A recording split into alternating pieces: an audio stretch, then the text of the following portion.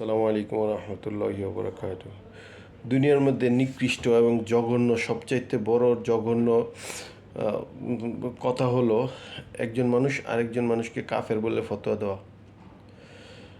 আপনি বা আমরা দুনিয়ার মধ্যে যত ধরনের পাপ করি না কেন, সব পাপেরই একটা ব্যারোমিটার আছে, একটা স্কেলে মাপা যায় বা ঊর্ধ্বতন হয়, অধতন হয়।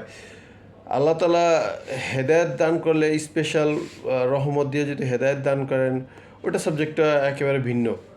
কিন্তু আপনি বা আমি যদি নিজের জন্য স্থায়ী গোমরাহি নিয়ে আসতে চাই, তাহলে আপনি ফলো করবেন যে যারা এই সমস্ত কাজ করে, যে বলে যে অমুকে কাফের, কোনো যাচাই বাছাই নাই বা কোনো কিছু যাচাই বাছাই হলেও একটা মানুষ যদি একটা কুফরি কাজ করেও ফেলে, কিন্তু আরেকজন মানুষ সে তাকে কাফের বলে ফতোয়া দেওয়া ঠিক না। দয়া করে এই সমস্ত কাজ করা থেকে আমরা বিরত থাকব। যে সমস্ত ভাইরা এই সমস্ত নিকৃষ্ট ধরনের কাজ করছেন, দয়া করে একটু ভালোভাবে কোরআন হাদিস ঘেটে ঘেটে দেখবেন যে আমি আমার ক্ষুদ্র জ্ঞানে আমি যতটুকু জানি, আলেম ওলামারা যে কথাগুলো বলেছেন যে যদি কোনো মানুষকে কাফের বলে ফতোয়া দেয়, অথচ যেই লোককে বলা হচ্ছে যে সে কাফের, সে যদি কাফের না হয়ে থাকে, তাহলে যে বলছে তার উপরে এই কুফরি বর্তাবে টুডে টুমোরো। আর আল্লাহ তালা হেদায়েত করলে ওটা সাবজেক্ট ভিন্ন, কিন্তু যেটা অরিজিনালি যেটা বোঝা যায় যে একজন মানুষ আরেকজন মানুষকে কখনোই কাফের বলে ফতোয়া দেওয়াটা ঠিক না। আল্লাহ তালা এই বিষয়ে সব মানুষকেই, আমরা চামড়ার মুখের কথা কখনোই মনে যেটা আসলো সেটাই বলে দিব, এরকমও ঠিক না।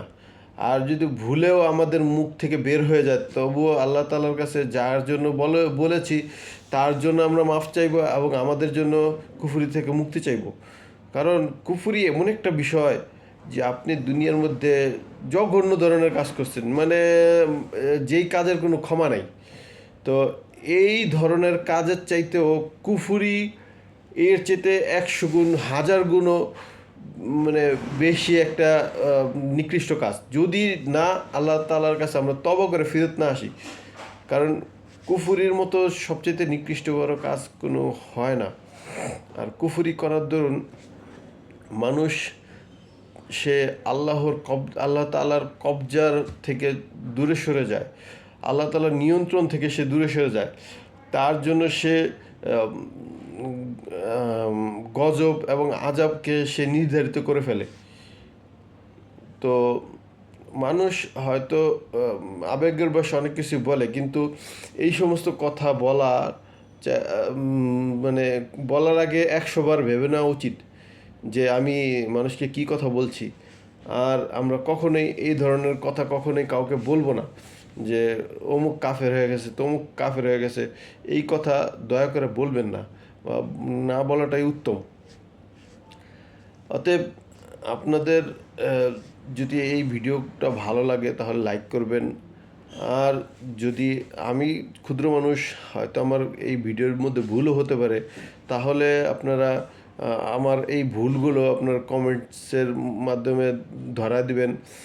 সাবস্ক্রাইব করে আমাদের পাশে থাকবেন, বেল আইকনে ক্লিক করে পরবর্তী ভিডিও পাওয়ার জন্য যদি পেতে চান তাহলে বেল আইকনে ক্লিক করবেন। জাযাকাল্লাহু খায়রান। আল্লাহ তাআলা আমাদেরকে এই সমস্ত কুফরি ফতোয়া দেওয়া বা নিজের জন্য কুফরি নির্ধারিত করার হাত থেকে মুক্তি দান করেন। আমিন।